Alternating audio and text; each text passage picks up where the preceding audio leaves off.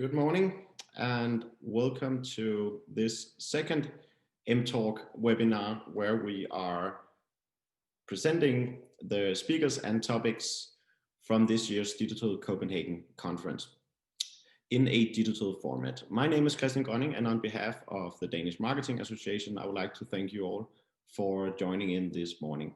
We have a very interesting session coming up in the next hour on the topic post-pandemic e-commerce. During the pandemic, many retailers have accelerated their digital business models to connect with their customers in new ways. In the first half of this webinar, we will hear some inspiring cases from China that Danish retailers can learn from. We will also have a live presentation directly from China from the interesting Chinese e-mobility company with the German name Weltmeister. In the second half of the session, Marianne and Roald from Hjalte Linsdal and Accenture Interactive will host a discussion on the question, is e-commerce killing brands? We'll wrap up with a live Q&A in the last 10 minutes, and feel free to ask your questions during the presentations in the Q&A panel below. Also, please write who your question is targeted to. We'll do our best to come around your questions in the end of the webinar. I will now hand over the stage to China expert and journalist Christina Bottrup, who will be moderating the talk today and also be sharing some really cool case stories from China's booming e-commerce industry. Are you with us, Christina? Yes, thank you very much, Christian. It's my pleasure to meet all of you this morning. First, I'll update you a bit about the news trends from China. I have been following China's development closely for the past 15, 16 years. And one of the things that I have noticed over the years is how we tend to underestimate China. There are many good reasons for that. First, Chinese companies are best known as copycats. Secondly, the whole political system doesn't really make us believe that real innovation can happen. But the fact is that Chinese companies are now leading in many of the new technologies shaping our future, including new digital business models. And we actually see that many of the trends coming out of China, happening in China, they certainly end up here in Europe, maybe 1 or 2 years after. So in many ways, China has become a window into the future. And I would like to update you a little bit about what has happened during the pandemic with a few trends, because we have been very focused in the media in our part of the world on what's going on in the US with the election and everything, but actually some big things happened in China.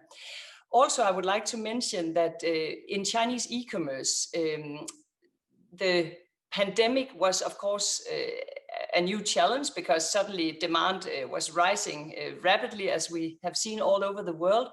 But actually, Alibaba, JD.com, some of the big players in China, they actually took off during another pandemic, not a pandemic, but epidemic called SARS, which happened in 2002, 2003, mostly in China and a few areas close to China.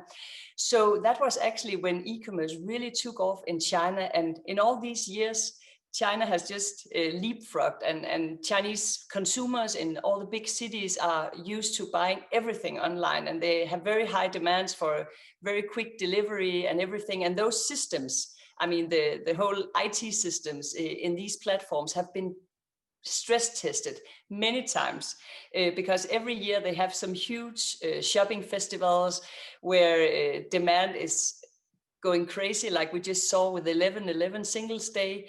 And those systems, they don't break down. Here in Denmark, where I am, for example, we saw that when the second wave of coronavirus hit our country, we wanted to do more online shopping, but we still have to queue up for several hours in order to buy our groceries online. So I was surprised that during the first wave, they didn't fix those problems, but that really shows that it's still a big challenge that this demand has been rising so fast.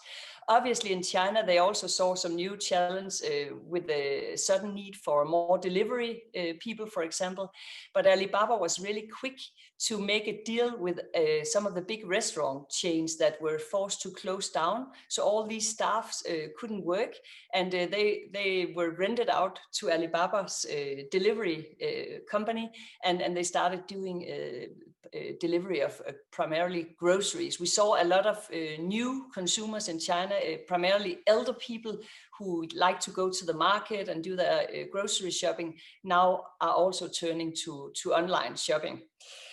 I would like to share with you one important point, and that is China is actually the first major economy that has come out on the other side of this pandemic.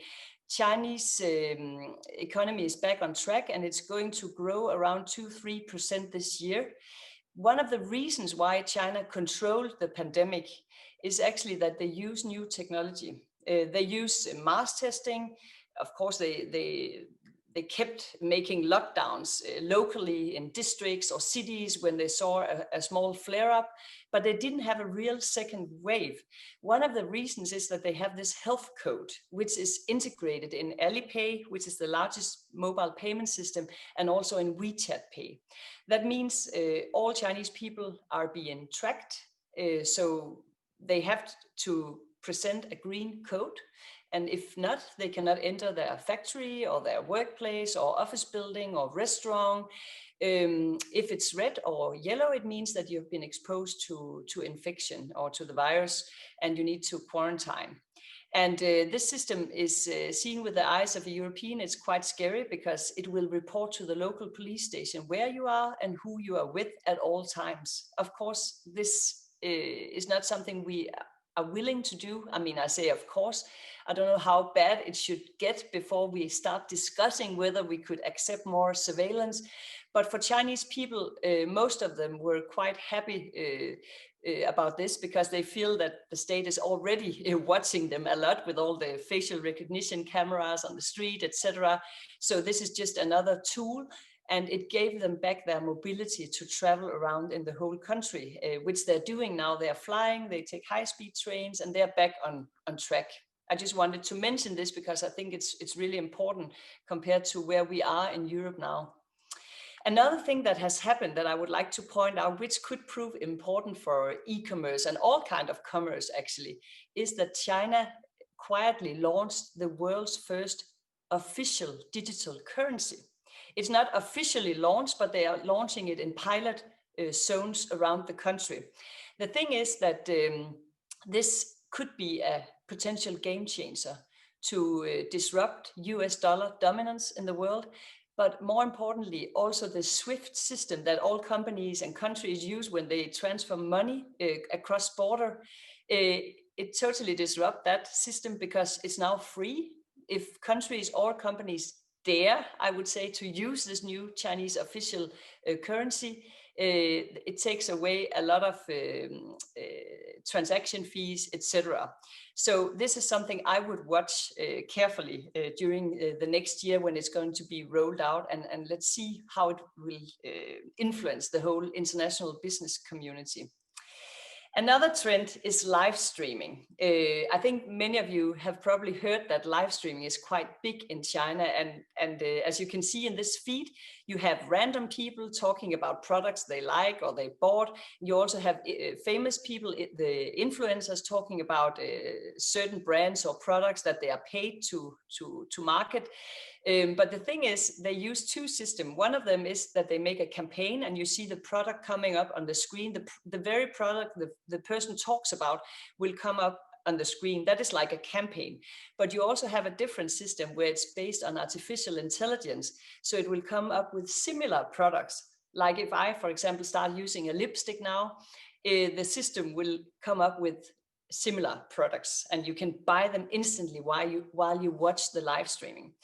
So the trend we have seen coming out of China for the past 3 years is that live streaming is fully integrated with e-commerce, and it's very entertaining and it keeps the attention, the eyeballs of people for a long time. And I think it's quite remarkable that, for example, Taobao, Alibaba's largest e-commerce platform in China, they actually, the average consumer visits that platform 7 times a day, and they spend an average of 27 minutes in the app every day. And that's not just because they go in and find something they want to buy, or it takes time to find what they want to buy. It's simply because it's entertaining. And actually the most important KPI for these players is time spent. And I think that's quite interesting to mention. What is interesting is that this trend is also coming to Europe. And during the lockdown in Denmark, for example, one of the large retailers called Matas, they actually started going live. So they built on their website, they built a whole live platform where a presenter like this woman here, she will talk about certain products, and you can see that you can write a chat, talk about the product, ask questions about the product, and you can buy it instantly while you watch it. Now, this is directly copied out of what we see in China. So it's not just about live streaming. How traditional retailers that are under lockdown can suddenly engage with their customers in a new way. It's also about the technological platform that they use. There is a company called Bambusa that I know have helped Matas build this, and they totally built the same kind of infrastructure that the retailers or the large e-commerce players in China use. And I think that is really interesting to watch. And this company actually dealt very well with the lockdown due to this new initiative. Another trend that is coming out of China, and I think will have great impact in Europe during the coming years, is social commerce. And the most remarkable example of this is Pinduoduo. Pinduoduo was founded by a guy who used to work for Google called Colin Huang. He came back from the States and he saw that all the big players in China, JD.com, Alibaba, they focused on the new rising middle class who had money to buy Western products, etc. So there was really no platform for the people in the tier 4 or 5 cities in China who are very price sensitive. So he built this platform called Pinduoduo, which means like more and more. So more fun, more shopping. That's like their slogan. And it's actually a reinvention of the group purchasing or team purchasing. But the thing is, it's like a game. So apart from the feed you get that is according to your behavior, you will see the kinds of products that you would find interesting. You can see on the photo that there are pictures of connections that you can share this with, and you can try to find more people and buy the product so you can get a cheaper price. You can have your own orchard where you can plant a banana tree or banana palm, and when you remember to water it every day, you will receive a box of banana in the end for free from Pinduoduo. So they use so many interesting new tools to engage with customer and retain the customers on this platform. And it grew from 0 to 700 million users in just 5 years. So I would watch this company if I would like to see what the future looks like. The last thing I would like to mention, because my time is up, is Alipay. It's as I mentioned, the large mobile payment system in China. They a few years ago launched something called Ant Forest, where they actually nudge consumers to a greener lifestyle. And I think this could be inspiring for some of you, maybe in your business now, where this agenda is really important for a lot of people, especially in the northern part of Europe. What could you do in order to help your customers or partners promote a greener lifestyle? What Ant Forest do is that they give green points if you take your bike instead of your car to work, and a lot of other things. And you can play together, you can steal each other's point, and when you earn enough points, Alibaba will actually plant a tree for you. So I think this is another way of using gamification, but it's also very social, and it has a really nice purpose that I think could be inspirational. So now that was just a little background about some of the important trends coming out of China. Now I'm really happy to introduce to you Rupert Mitchell, who is Chief Strategy Officer of Weltmeister, which is a German name meaning world champion, and a new leader in electric cars in China. Please, Rupert. And please remember, while Rupert is presenting, please ask your questions in the chat because I will make sure that he will receive them later on. Over to you, Rupert.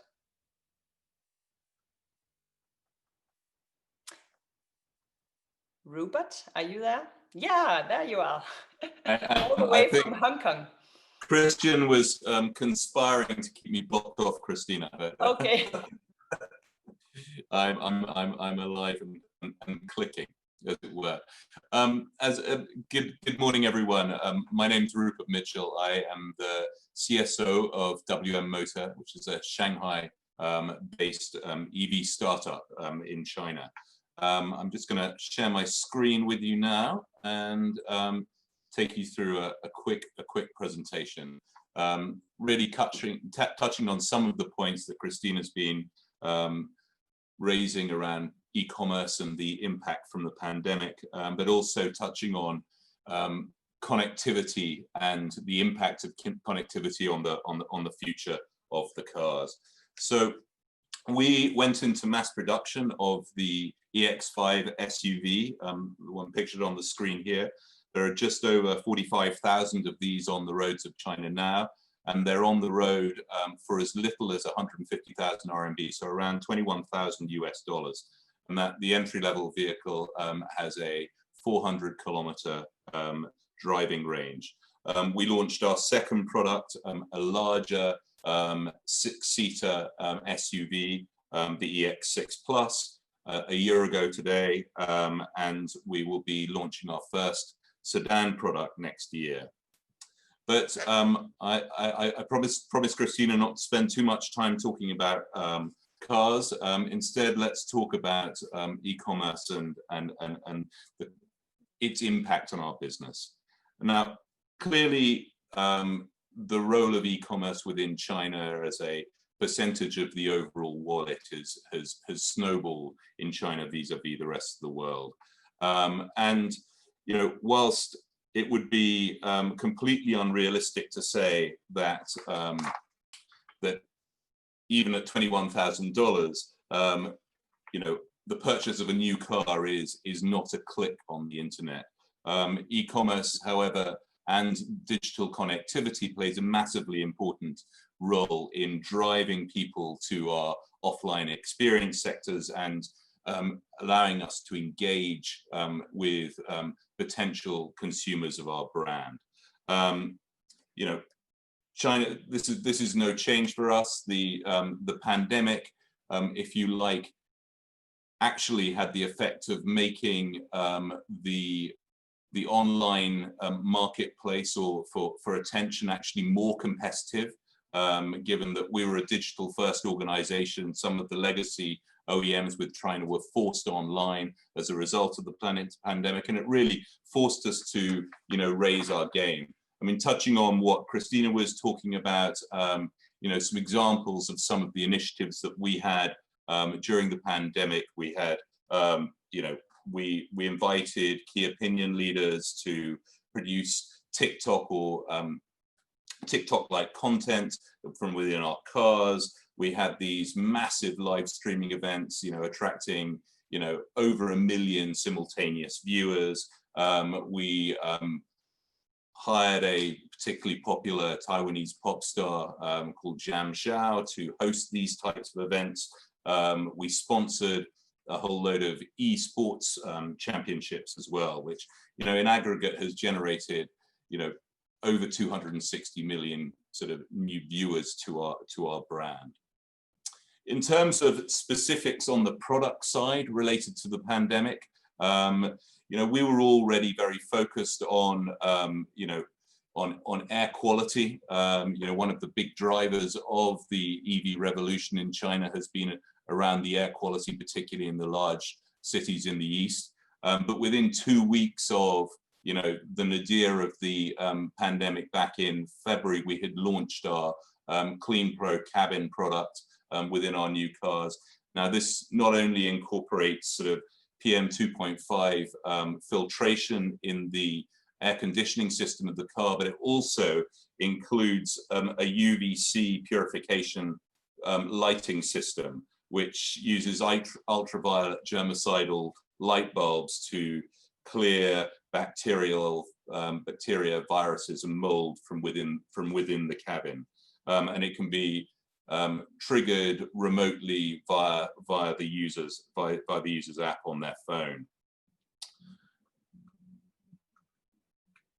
Now, this is where connectivity comes to play. We've already established just how online the life of the Chinese consumer is, but this very much extends to how they think about their cars. McKinsey runs an annual survey on car consumption. This is the 2019 version published at the beginning of this year, where over 60% of Chinese car buyers were prepared to say that they would be prepared to switch car brand for the sake of connectivity features alone. Now I want to show you a quick video just to give you an idea of those types of video features. So this is the EX6 Plus, opening the car with the app. Once the driver's inside, the phone's away, won't be touched again. You've got facial recognition, recognizing the user, customizing not just the seat and mirror settings, but all of the features on the app. You've got live streaming to that central console, taking off where you left off. Custom lighting control inside the car. In the next scene, you'll see how we have enabled the operating system of the car to connect up with your Internet of Things devices. Remote checking of the state of the vehicle. Yeah, so this is this lady, she's operating her vacuum cleaner at home through a voice instruction to the car. Fatigue monitoring through the facial recognition camera, and then voice instruction as standard. So this guy is literally just saying to the car, let's go and charge up, and the car understands that natural voice instruction and automatically provides directions to the nearest available charging station. This is voice to text messaging, so we've incorporated an automotive version of WeChat so that you can respond to text messages via voice and vice versa. So this is where it's delivered. There is a little facial recognition camera just behind the screen, the voice instruction that I've been through, and this 13-inch LCD panel on the central console. The operating system was designed in-house by us and is Android-based. So why this focus on connectivity? This is a snapshot of the data room we have at our HQ in Shanghai. Over 600 sensors around the car send us over are connected by 4G connection to our servers 24/7, and our servers collect over 2 terabytes of data every 24 hours. Now, we are able to ascertain through that data the exact health of the vehicles, how it's being driven, anticipating problems that may occur with the cars, and even fixing them remotely if necessary. But why is this important? Well, this data is the glue that we have with our customers. For the last 100 years of the automotive industry, OEMs have waved goodbye to their customers at the factory gate. They've spent billions of dollars reacquiring those customers 5 years later through the sponsorship of Formula One racing or things like that. Effectively, they've been OEMs have been disintermediated from their end consumers. Now, connectivity changes all of that. We have a direct relationship with our customers at all time through the connected car. Gives us the opportunity to really understand user experience, enhance that user experience, and receive loyalty through a constant delivery of upgrades to that experience through over-the-air upgrades. And importantly, no one is going to have a better appreciation of the real-time mark-to-market of that vehicle because we have all of the engineering data. So we will have a role in the transition of that vehicle from first user to second user. And this slide, which comes from a relatively old presentation from Deloitte, illustrating the overall automotive value pie, just shows the areas in which the OEM of the future can participate in the overall revenue opportunity. I always like to use this example. If you, and averages are slightly difficult, but bear with me on this. But if you, on average, the global automotive industry generates about $2,000 of profit per vehicle sold. Again, for the ease of mathematics, assume that vehicle does 100,000 miles over its life. That is 2 cents per mile of profitability. Now, if you were to charge back your mileage to your employer, typically you're going to charge back at a rate of about 50 or 60 cents per mile. Now, for 2 cents out of 60 cents doesn't seem to be a great share for the OEM. Going forward, and I acknowledge that a lot of that 60 cents historically has been fuel, but I would also argue there's a role for the OEMs in the electric vehicle charging infrastructure world. But what this connectivity gives us an opportunity to tap into is in the other areas, whether it's auto financing, whether it's non-life insurance, whether it is the opportunity to create a revenue line from digital media opportunities. There is literally an endless set of revenue streams in which the OEMs of the future can participate. And with that, I give you a parting shot of our sedan that's launching next year. Christina. Thank you very much.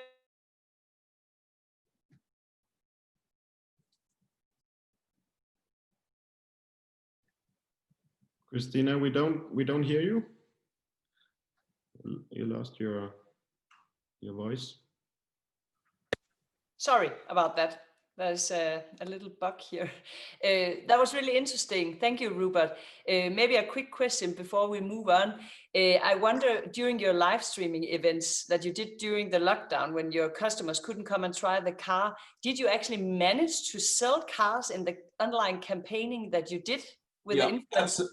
Absolutely. What we did is we established a sort of, a dealership-free experience whereby through the live stream you could book a sort of door-to-door test drive. So you could book your test drive. Someone would bring the car in a COVID-compliant manner. You could have your test drive. It was sterilized and wiped down after the test, and then you could complete the balance of your order through the WM app.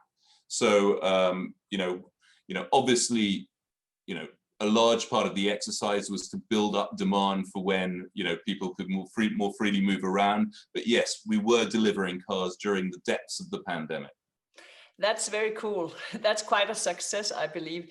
Rupert, for now, I'll thank you, and then we'll move on to our next speakers, Marianne Hjaltelin and Roald van Wyk, and they will answer the question whether e-commerce is killing brands. I don't think so, but let's hear. And then we'll save the Q&A for after that presentation. So please keep asking questions in the chat. Here you go. The screen is yours. Thank you so much, Christina. Yeah, and that question is, of course, really close. As a branding agency and a brand person myself, the question is, of course, super relevant. Is e-commerce killing brands? And there's no doubt, just by displaying what the things that you have shown us from China, that things are changing. So when we are building brands, when Danish marketeers are building brands, there's no doubt that the marketplace is another one that it was years ago. So what we will discuss today with Roald, that we are really happy to have here. Roald is heading the Accenture Interactive Division for Brand Experience for Commerce, and he will share with us some perspectives, but also some really concrete advice on what to do if you're a Danish brand, if you're smaller in this global world, a smaller brand, and want to make sure that you continue to get noticed out there. But welcome very much, Roel. Great to have you here. And first of all, it would be great if you could start giving us a short view on how you see the situation that we, as Danish marketeers, are looking into or already in the midst of. Great. Just to check, can you hear me and see a big purple image on your screen? Okay.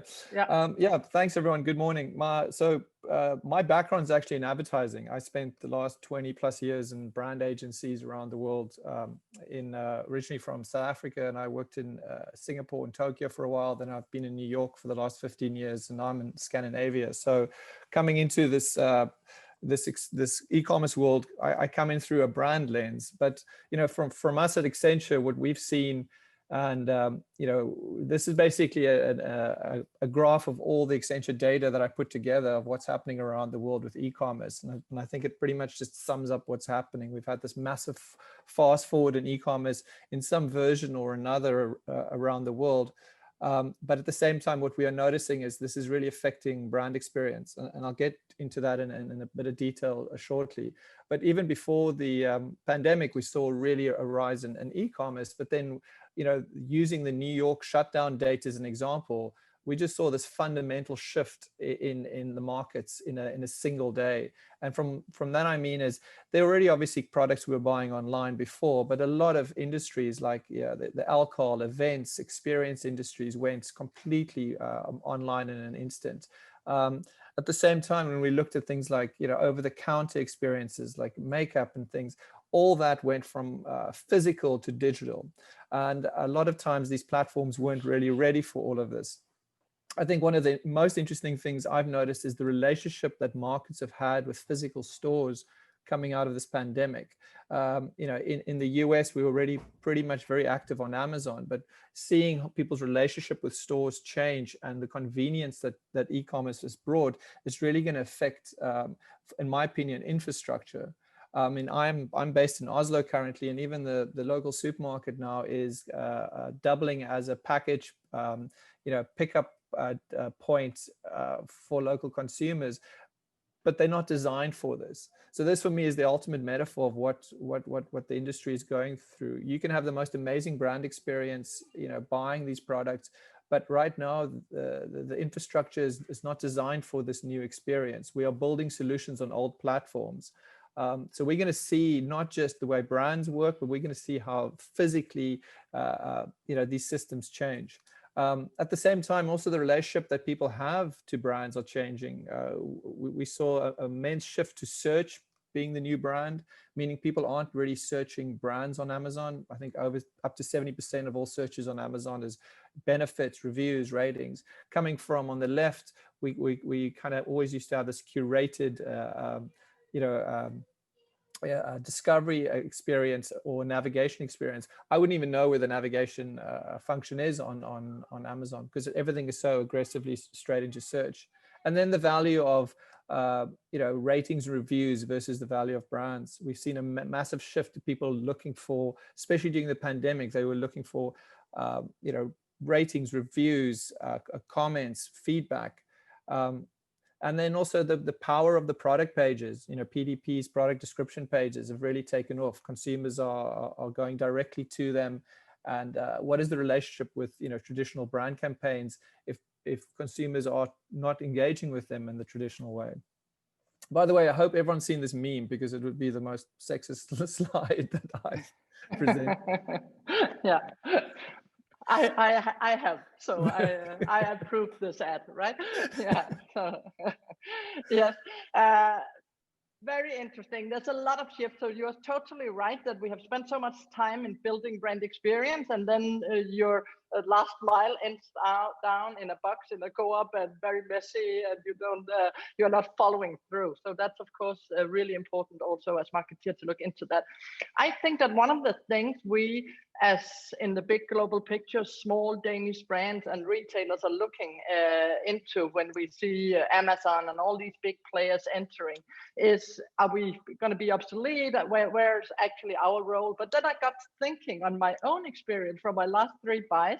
buys online, they were actually from really small vendors that I have never heard of, but that I found on, or maybe it's more right to say that they found me on Instagram and popped up with some relevant content for me, and things that I actually bought afterwards. How, in your perspective, have traditional brands handled that shift towards e-commerce? Not only here during the pandemic, but in general. I mean, I think one of the big things we saw, you know, this is actually an example I saw the other day when Nike made this really big announcement. So for me, to answer your question, I think the big players are always on top of their game, are really shifting. And for example, Nike made a big statement about potentially closing all their stores in the US, you know, and which is because they saw such an uptake in digital sales. You know, they are obviously, you know, a brand at the forefront of innovation and culture. So they're looking at making the best experience for you to buy it. And they've already, pre the pandemic, I think it was a great D2C experience. But I think you're going to see a lot of these companies looking at restructuring and the importance of the digital shelf. I mean, to your point of Instagram, is like we also saw an immense amount of disruptors. I mean, for some reason, I started getting advertised a lot of you know, casual pants, you know, leisure wear when the pandemic hit. You know, I might have bought 2 of these, but some of these brands have you never heard of. Some of the established brands that had pivoted very quickly. But I think it was a very interesting metaphor of especially around social commerce, targeting, and really understanding consumers. But I think the really, really interesting change is the disruptors coming into the space. And especially, I think social commerce is a very interesting area. You know, we use this slide to show our clients obviously the difference of all these channels, but I think we're going to see a layer of commerce added to all social channels. And I wouldn't be surprised if we're going to get into something called social, like a commerce everywhere, where you can be able to buy any product integrated into any content platform. We saw some interesting pivots from brands. I mean, brands that really relied on physical customer service. Lululemon was known for its great in-store customer service, and they did an amazing job by going straight, you know, to doing it via video chat and really, you know, changing the way they look at things. But I also think at the same time, we're going to see a whole bunch of new players coming out of this. I keep saying we are building solutions on old platforms, but we're going to see new platforms come out of this. We are seeing, even pre-pandemic, we saw a lot of interesting curation apps, especially around retail, AI-powered, know what you like, you know, trusted sources, trusted friends, influencers recommending it. You know, we saw, we will be seeing a lot more entertainment mixing with brands and commerce, because it's such a seamless connection. And I mean, the live streaming example from China is so important. But this is an example I saw the other day, I mean, or was born out of it, is these are literally local farmers in China that, when given the technology from Taobao, started streaming about their apples and eggs and meat, because the supply chain stopped, the conventional supply chain. So they had to find new ways to go to market. And I think this is a great metaphor of how the disruption is coming from reinvention and these powerful platforms giving the small businesses tools and that connects commerce, but also the content. Yes. So there's no doubt that a lot of things will happen, and a lot of disruptors will come into various sectors in the years to come.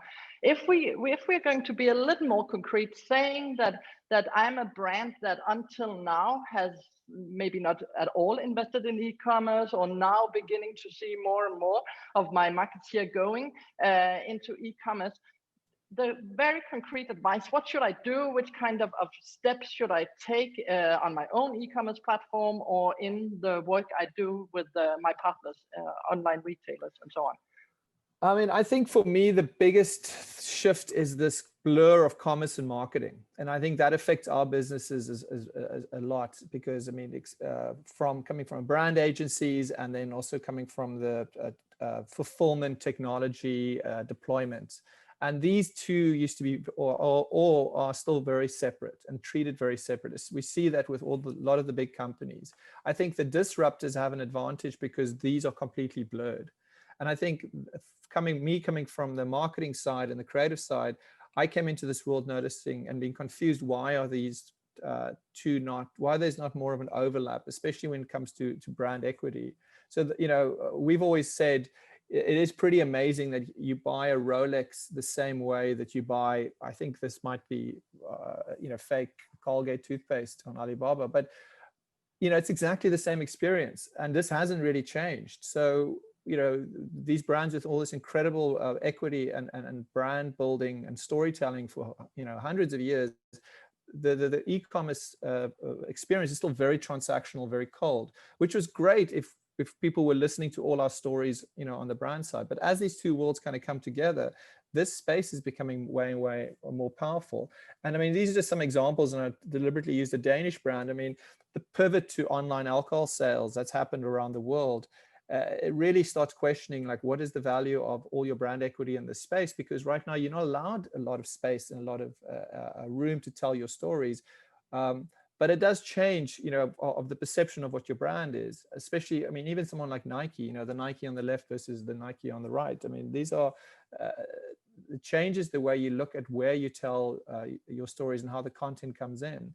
You know, and for me, I think marketing is starting more and more, you know, at these product page levels, which affects the way we look at our strategy, our content, you know, how our creative is conceptualized.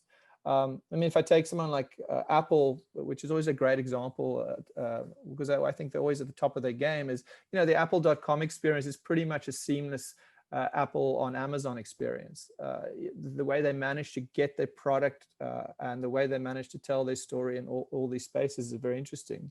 For us, I think the biggest, one of the big issues were that I think we tend to come from a top-down, trickle-down content world where TV ads and the big brand ads take all the budget, and you know, the assets end up in all the different touch points. But e-commerce was never taken seriously. I think it was like, it was nice to have assets that are put in there. And I think the way we are looking at the world now is, with markets constantly opening and closing, shutdowns, you know, coming through all the different waves, we have to have a bit more of a holistic, you know, a content strategy, and it really means that product pages we are looking at as carrying a lot more of a weight. I mean, at Accenture, we're always trying to put an X in all our acronyms so it stands out. So we've come up with the product experience page, which is this idea that, you know, the marketing funnel we all grew up with of big media driving to sales, I think it's changing. People coming into these product pages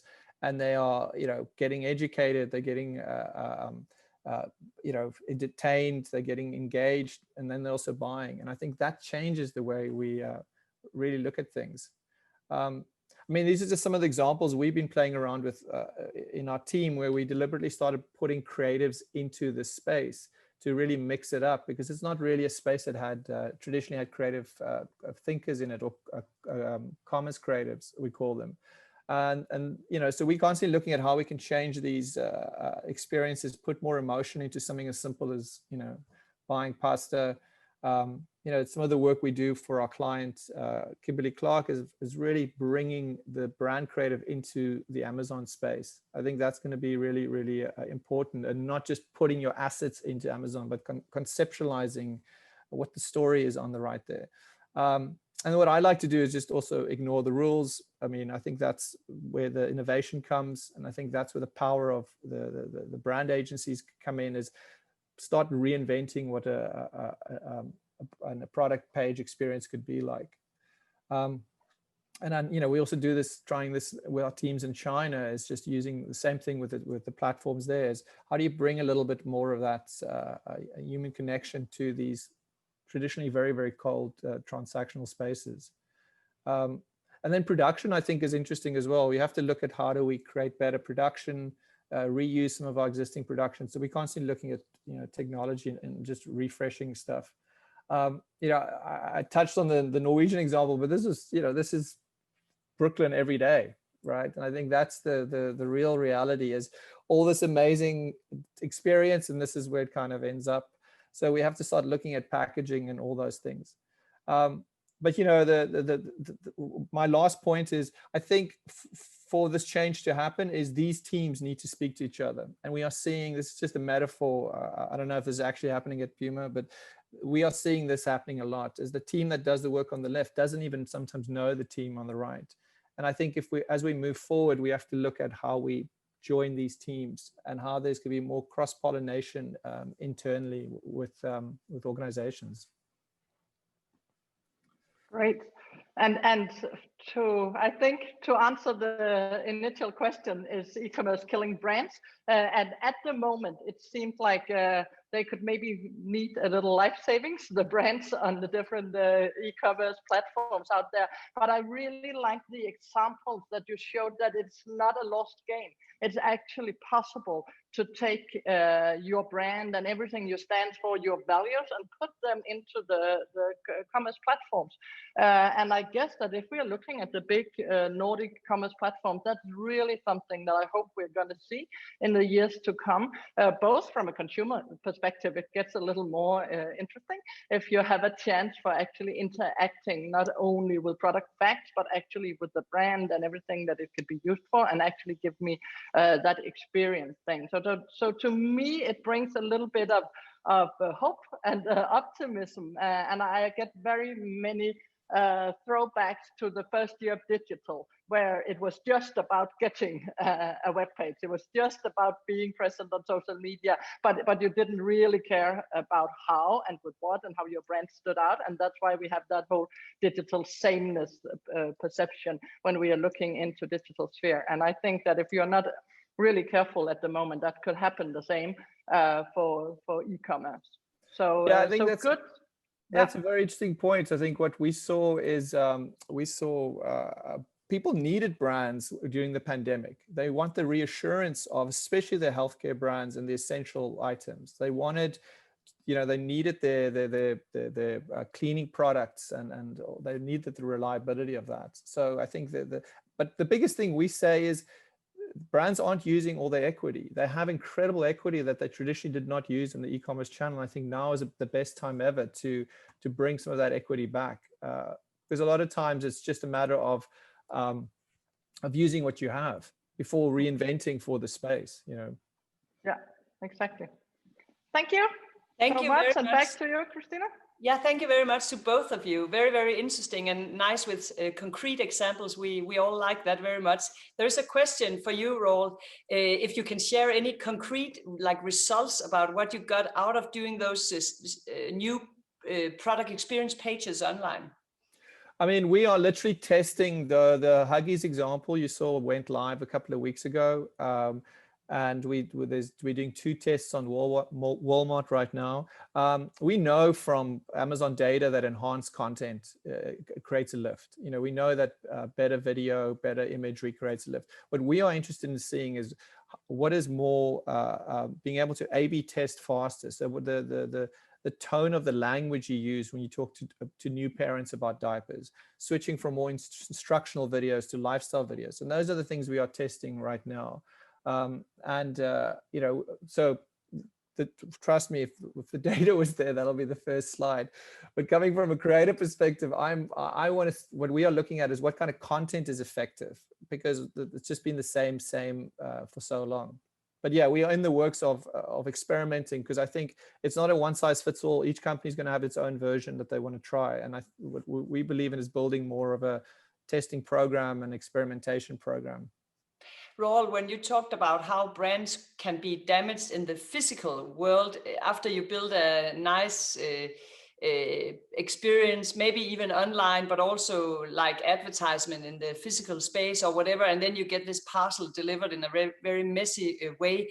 I think that's one of the things we can learn from China as well, because maybe Rupert, you can comment on that, but the link between online and offline. Here in this part of the world, we still talk about online or offline, e-commerce or commerce, and we talk about omni-channel, but in China, you don't really talk about that anymore. It's more frictionless, more seamless.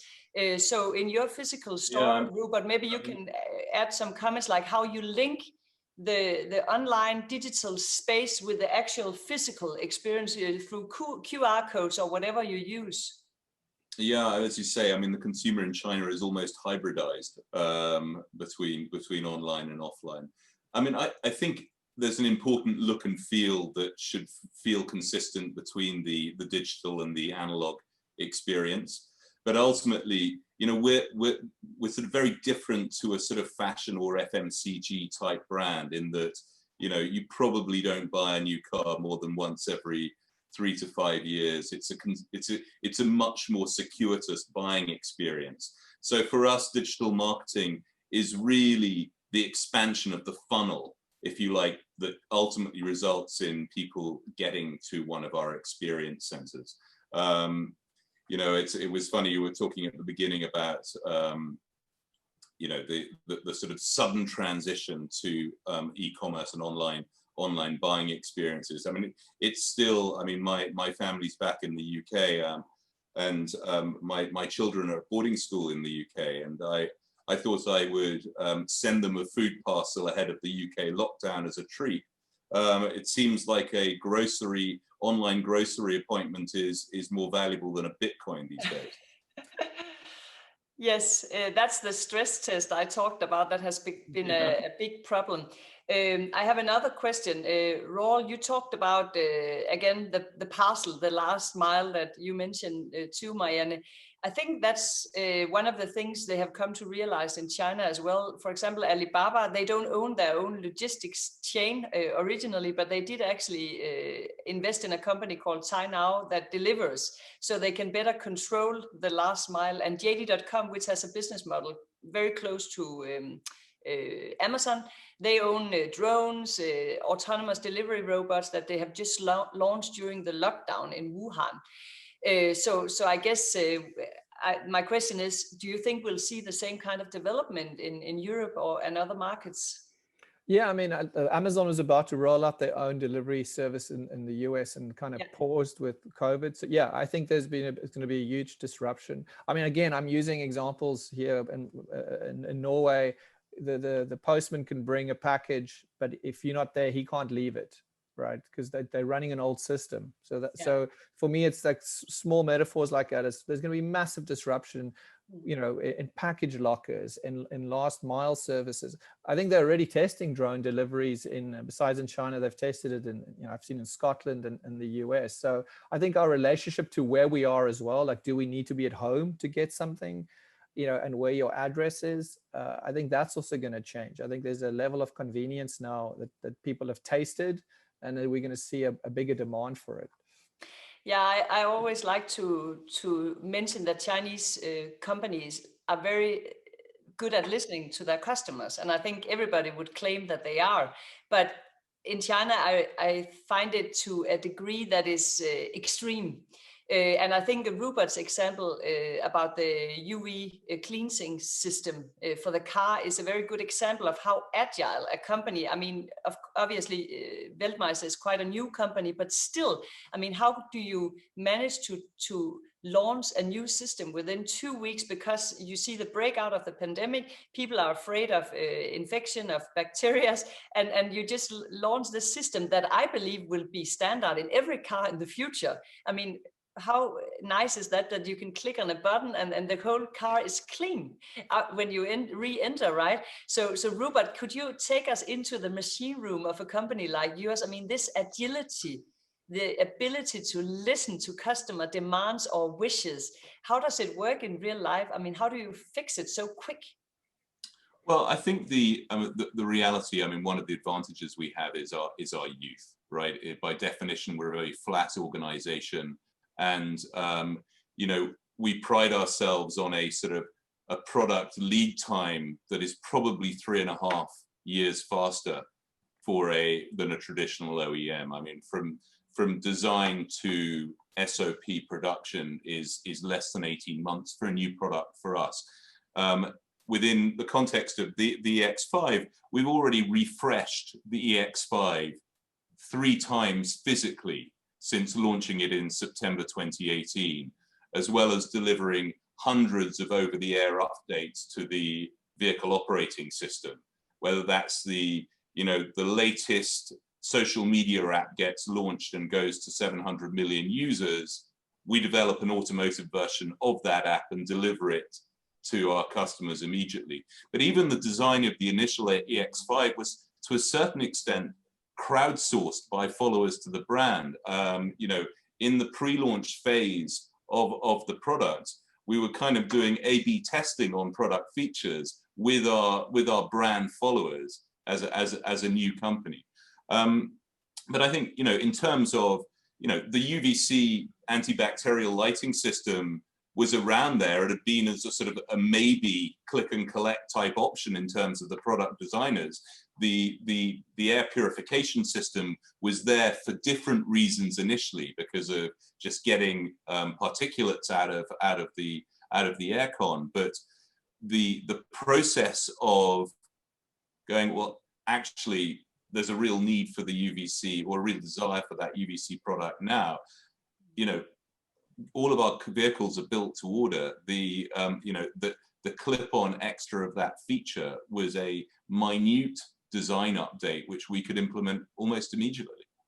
Yeah, it's very interesting, and this agility, we see that among other players like JD.com, when they launched the autonomous delivery robots going into the streets of Wuhan with the parcels.